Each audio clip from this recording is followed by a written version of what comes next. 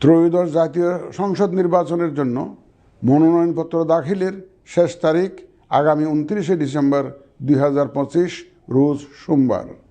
মনোনয়নপত্র বাছাই হবে আগামী 30শে ডিসেম্বর 2025 রোজ মঙ্গলবার হতে 4 জানুয়ারি 2026 রোজ রবিবার পর্যন্ত।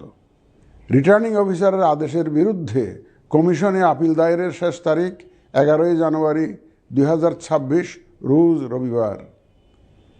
কমিশনে দায়েরকৃত আপিল নিষ্পত্তির তারিখ 12 জানুয়ারি 2026 রোজ সোমবার থেকে 18 জানুয়ারি 2026 রোজ রবিবার পর্যন্ত।